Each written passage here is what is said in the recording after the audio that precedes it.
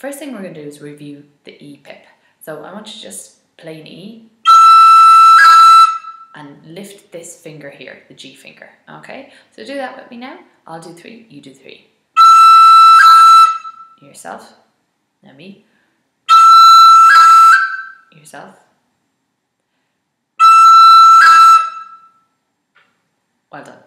Okay, now we're going to try going to a D really quickly after that. So listen to this. Okay, I'm going to play it 3 times, you copy after me. Listen very carefully to the rhythm. It goes da da da da, okay?